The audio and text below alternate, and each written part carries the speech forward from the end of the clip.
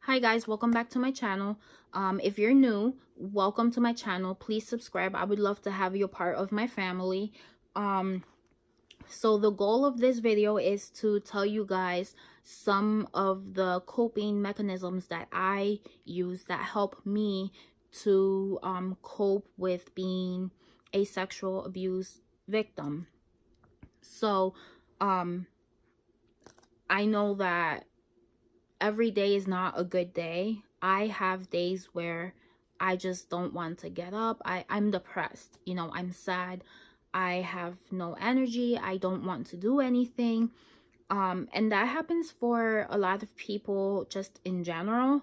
But I think when you're a sexual abuse victim, you you feel dirty in a sense because that happened to you. And I want you to know that you don't feel dirty because someone else did something nasty to you. It's not your fault. So don't let people tell you it's your fault. I was told it was my fault, and it's not my fault. I believed for a very long time that it was my fault, and it wasn't. Once you accept that you did not deserve that it wasn't your fault, you did not do anything to cause anyone to have done whatever they did to you, I think that's where your healing process starts, because you realize, this wasn't my fault. I had nothing to do with it. Like, I didn't do anything to cause that person to, do that to me. When it comes down to it, the person that did, whatever it was to you, that person, that it's their fault. They are the ones that are wrong. They are the dirty person. They are the ones that deserve to be, in jail, because they are disgusting for doing that. So anyway, the things that I do to cope is I always try to stay busy. So I will, read. I will go on YouTube and watch videos. I will just, if I have a lot of emotion, like I have days where I just don't feel like doing anything in general, and I'm not really thinking about a lot of things. I just have low energy. I'm depressed. I don't want to do anything. And then there's days where I have energy and I want to do things, but I can't because I am stuck in this like mindset where I'm like, oh, people have done so many things to me. I don't even want to go outside. Like, that happens to me. I don't know if I'm the only one that feels like that sometimes, but I do. And so I will just write down in a journal how I'm feeling, and it helps.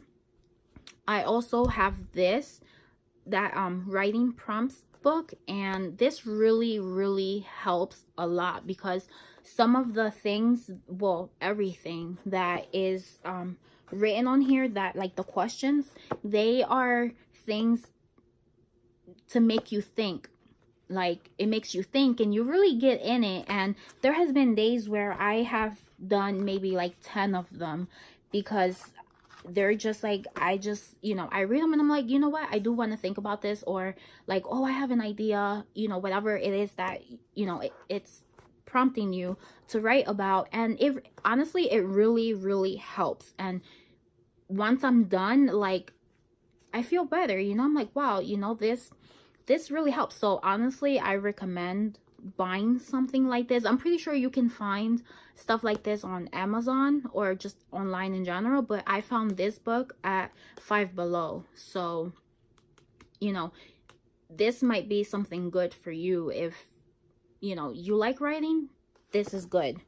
I also have a motivational quote app.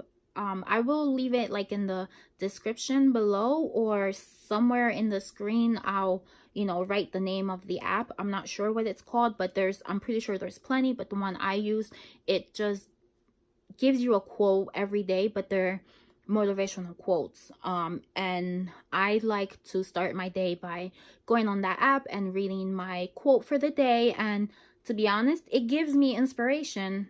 And I think everyone needs inspiration in life. Um, I my purpose of this video, to show you, to tell you things, ways that I cope, but I also just want you to know in general that you're not alone. You're not the only person that has gone through sexual abuse, rape. Obviously everyone's story is different. Everyone, has gone through different things, like different, different things. Everyone's experience is different, but when it comes down to it, we are all left feeling, in a sense, the same way. We're all left feeling like, did I deserve that? What did I do? Did I cause that? What did I do something to make this person do that to me? At least that's how I feel. I'm not speaking for everyone, but I know that those are most likely the most common, things that people ask themselves. And I know I did for a very long time.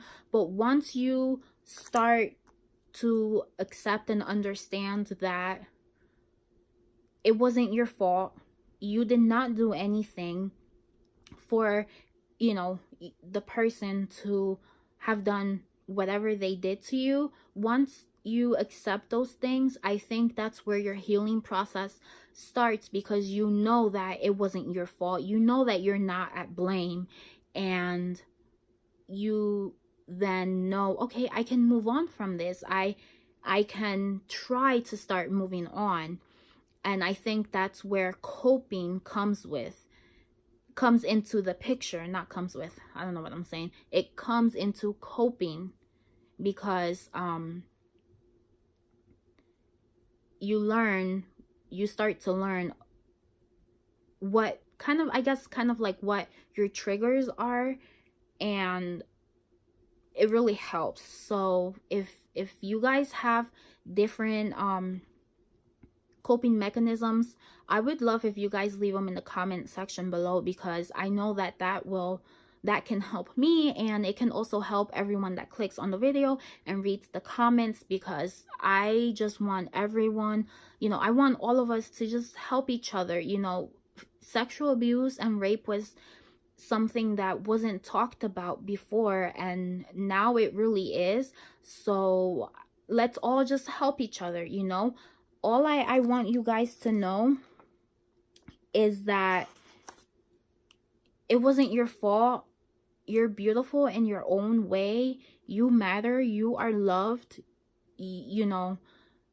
Nothing was your fault, and you did nothing to cause anyone to hurt you.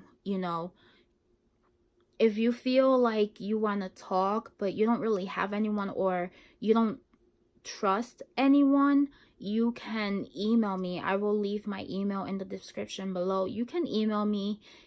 I will keep your messages private. I won't put your name or anything out there, but I can email you back, and just, we can talk. I know that talking helps. And if you want to talk, I'm here to listen, because I know when I needed someone to talk, there was no one. Because when I said something, no one believed me, and no one ever asked me how I was doing. So I never had anyone to trust until I met my husband. And honestly, if it wasn't for him, I probably would have been killed. Like, I would have killed myself already.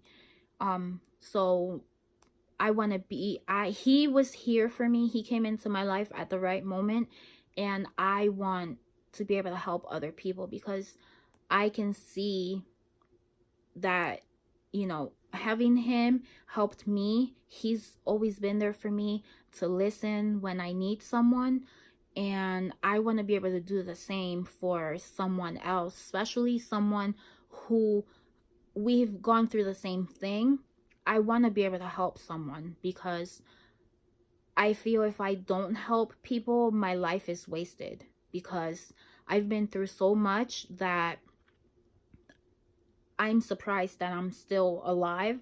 So I want to help. I want to be here for people. And I'm glad that I can use this platform, and, you know, whoever sees the video and it helps them, I'm happy that it helps them, because that's all I want. How I felt, I don't want people to feel like that.